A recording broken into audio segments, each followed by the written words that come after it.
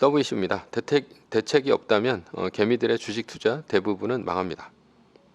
편안하면 오래 투자할 수 있죠.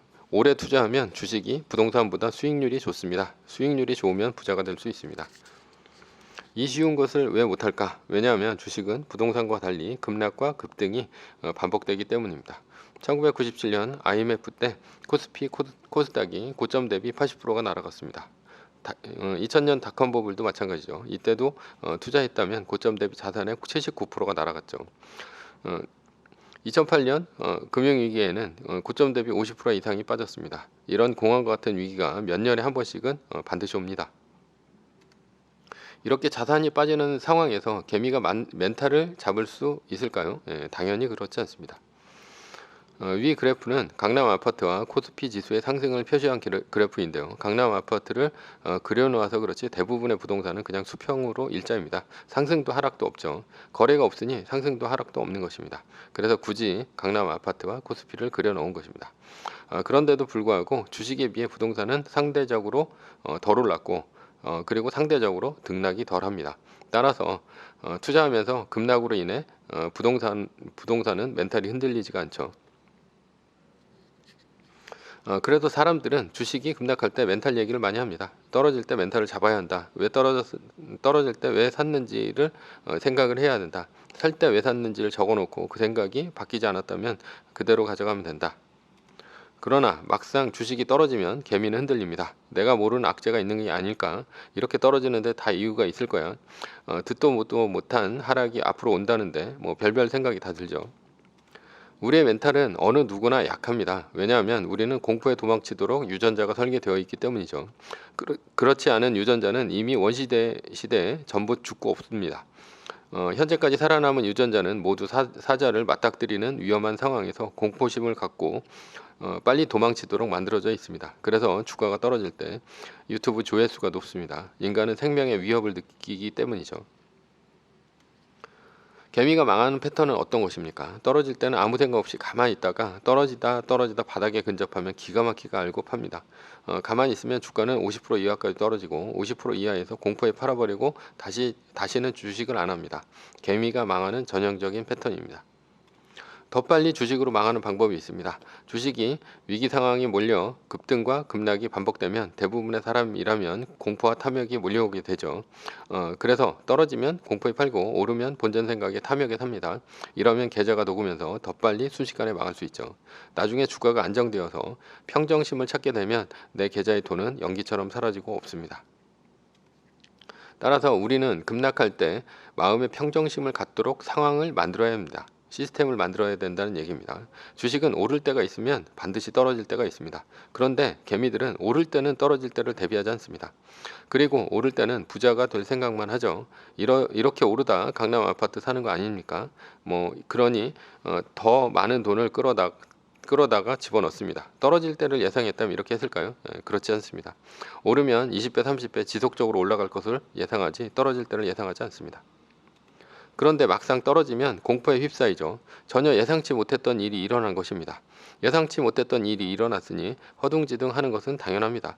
그런데 대책이 있을 리가 없죠. 아주 간단한 대책만 있어도 이렇게 허둥지둥 하지 않았을 것입니다.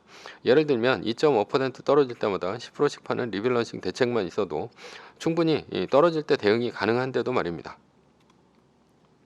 떨어질 때 대책에 대해 얘기를 하면 이런 반응이 나옵니다. 그러다 올라가면 어떻게 하냐? 또는 양도소득세는 어떻게 하냐? 이런 얘기만 합니다. 탐욕이 가득한 발언이죠. 사실 2.5% 떨어졌을 때 10% 팔았다가 5% 올라서 다시 사도 총 자산의 0.5%밖에 손해가 아닙니다. 계산도 안 해보고 무조건 팔고 사면 손해라고 생각합니다. 정말로 한심하죠. 개미들은 왜 떨어질 때 대책을 세우지 못했을까요? 주식을 하는 대부분의 사람들이 떨어질 때 대책이 있다는 것을 모릅니다. 왜냐하면 주식의 대가들이 떨어지고 오르는 것은 신도 모른다고 했으니 말이죠. 그러니 적립식으로 투자해야 한다고 했으니 그것만을 믿고 그냥 적립식으로 투자하면 된다고 막연히 생각합니다. 그래서 오를 때는 아무 문제가 없습니다. 그러나 하루 지나면 툭툭 떨어지는 주식창을 보는 공황과 같은 때가 되면 공포심에 얼굴은 배찢장이 되고 머릿속은 아무 생각이 없습니다. 이렇게 떨어질 때 대책이 없다고 하는 이유는 무엇입니까? 첫 번째는 증권 방송인데요. 증권 방송은 떨어질 때 올라갈 때 모두 수수료가 발생합니다.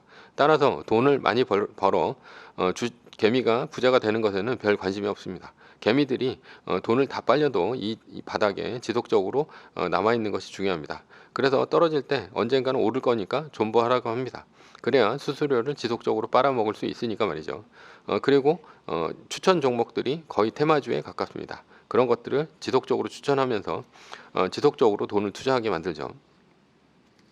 두 번째는 마바라들입니다. 마바라들은 주가가 떨어진다고 하면 조회수가 늘지 않습니다. 개미들이 싫어하기 때문이죠. 미스터 둠이라는 루비엘 루빈이 뉴욕대 교수처럼 방송에 나와서 매일 주가 떨어진다고 하면 방송 보겠습니까? 고장난 시계는 하루에 2번 맞는다. 또는 비관론자는 명예는 얻지만 낙관론자는 분을 얻는다. 뭐 이런 얘기를 하고 있겠죠. 이렇게 생각하고 지나칠 것입니다. 결국 인기 유튜버가 될 수가 없습니다. 그래서 마바라들은 개미들이 좋아하는 주가 상승의 멘트만 해줘야 합니다. 그래서 무조건 올라간다고 얘기를 합니다. 그러나 주가가 계속 올라가면 모두 부자가 되어 있을 것 아닙니까? 그럴 리가 있겠습니까? 당연히 공황이 오죠. 그래서 매일 주가가 툭툭 떨어집니다. 그러면 마바라들은 주가 떨어지고 주가가 떨어지면 멘탈 잡고 버티라 하고요. 그러다가 하루 반짝 올라가면 겉보라고 내가 오른다고 하지 않았냐고 하면서 개미들을 어르고 뺨칩니다. 그러나 결국 남는 것은 50% 이상 빠진 종목이나 상장 폐지뿐이죠.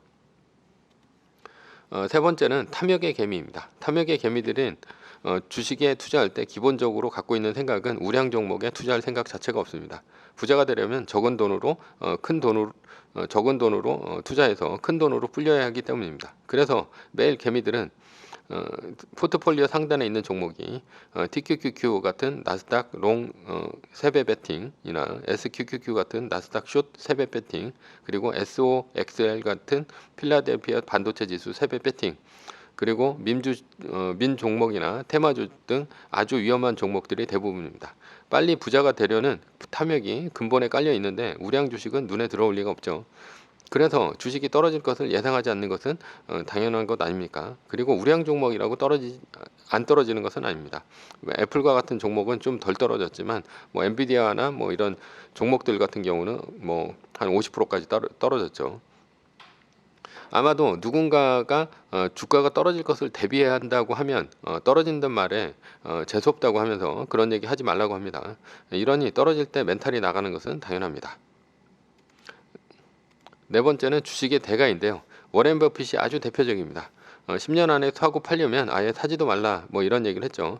그러다 2020년 코로나 위기 때 항공주 다 손절했고요. 2008년도 금융위기에도 2009년 3월에 금융위기 바닥일 때 물량을 대거 정리한 적도 있습니다. 워렌 버핏과 같은 주식의 대가들은 일단 주식수가 많습니다. 따라서 단기간에 사고 파는 것을 할 수 없죠. 1%만 블록딜로 정리해도 시장이 흔들리기 때문입니다. 그러니 개미들 보고 한번 사면 팔지 말라고 하는 것은 당연합니다. 그러나 부자가 되려면 떨어질 때 대책을 세워놓아야 합니다. 그래야 이겨놓고 싸울 수 있습니다. 그것이 매뉴얼이죠. 나스닥 마이너스 3%가 뜨면 대부분 전체 자산의 80%에서 90%를 팔게 됩니다. 그러니 떨어질 때 공포가 있을 리가 만무하죠. 오히려 떨어지는 것을 더 바랍니다. 그래야 주식수를 늘릴 수 있으니 말입니다. 나스닥 마이너스 3%가 안 뜨고 2.5% 떨어질 때마다 10%씩 파는 리밸런싱도 떨어질 때 대책이죠. 떨어질 때 대책이 있다면 절대로 망할 리가 없습니다. 결론입니다. 주식은 수익률이 좋지만 변동성이 심합니다. 변동성을 제어할 수 있다면 주식이 부동산보다 수익률이 좋은 만큼 더 빨리 부자가 될 수 있습니다. 변동성을 제어하는 것은 강력한 멘탈이 아니고요. 시스템이죠. 시스템은 바로 매뉴얼입니다.